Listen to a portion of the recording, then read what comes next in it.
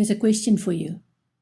Have you ever received the solution to a problem in your dreams? In my experience, creative dreams are like beautiful clouds. You ask for a clear solution to a problem before you go to bed. You then dream about the solution and you wake up during the dream and you catch the solution. Even if you think you've forgotten the solution, you will find that it is there when you need it. Paul McCartney dreamed about the melody for the song Yesterday and wrote the song when he awoke. Robert Louis Stevenson dreamed about Dr. Jekyll and Mr. Hyde before he wrote the book. The artist Salvador Dali described some of his art as hand-painted dream photographs. If you studied science, then you'll be familiar with the periodic table. Dmitri Mendeleev wrote it out after dreaming about the table. Albert Einstein's theory of relativity was apparently inspired by a dream in which he was sledding down a mountainside, watching the appearance of the stars change relative to his own speed. Another famous scientist, Niels Bohr, had a dream about horses racing around a track, and that contributed to some of the work he did in quantum physics. Remember, if you want a creative solution to any of your problems, you need to do two things. Firstly, ask in your mind to recall your dreams before you go to sleep tonight. Secondly, keep that notebook next to your bed so that when you wake up from a dream, you can make notes and use those beautiful creative solutions from your dreams. Here's a question for you. What do you daydream about? Daydreaming happens when theta waves are most active in your brain. The result is a lovely, relaxed state where you can escape from the activity around you and consciously explore another dimension with gentle, flowing thoughts that you don't control. This is a state during which you use your imagination to create aspects of your future, and you allow your thoughts and ideas to flow in out of the blue. In other words, your third eye becomes active and you allow information to flow into your mind, a sort of a psychic experience. The German scientist August Kekulé claimed that he was daydreaming when he saw the ancient symbol of the Ouroboros, the snake seizing its own tail. This is a symbol of the nature of the universe, which is creation from destruction and life from death. This daydream led him to discover the ring shape of the benzene molecule, which he could then document. The Goddard Space Center in the United States is named after a scientist, Robert Goddard. When he was young, he had a daydream about a vehicle flying to Mars.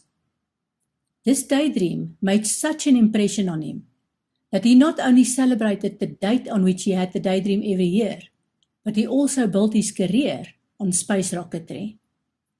J.K. Rowling indicated in an interview that she had a terrible childhood and suffered from depression. She used daydreaming to escape from her situation, and the idea of Harry Potter arose from one of her daydreams. J.R.R. Tolkien daydreamed about the underworld for 40 years before he wrote Lord of the Rings. Research has shown that younger people tend to daydream more because they dream about their future.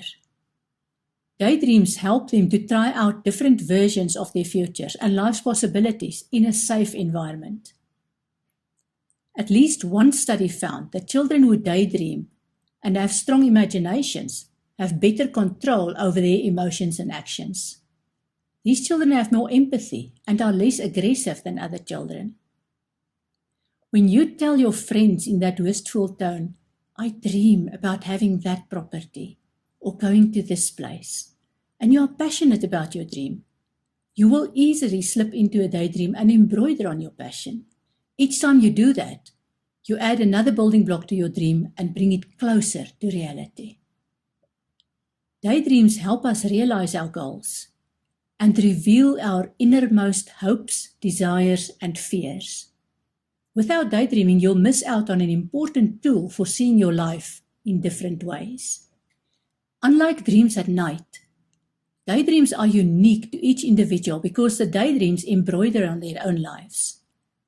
Even so, there tend to be two overall themes, namely the conquering hero, mostly done by men who are doers and who need to overcome personal fears or want to have great achievements, and the suffering martyr, mostly done by women who have stronger emotional lives and who want others to acknowledge their worth. The daydreams remind you of what is already planned and help you rehearse your new situation. When you daydream, you scan and you learn from past experiences and you plan the future. When you daydream a lot about a situation that's quite different from what you are experiencing in reality, you probably need to make a change in your life, such as starting a new hobby or doing something new to stimulate your life. Even if you can't change what you find most unpleasant in your life, daydreaming will help you cope and endure a situation that you can't change. And who knows, you might just have a daydream that you can follow through and that will make you famous. We know by now that when we dream, our senses are switched off and our muscles relax. We also know that we will only recall a dream if we wake up during the dream, and if we make notes of the dream before the details float out of our consciousness. I've come across this idea of lucid dreaming, where apparently your senses are switched off and your muscles are relaxed and you are in REM sleep, yet you are at the same time still awake and can influence your dream.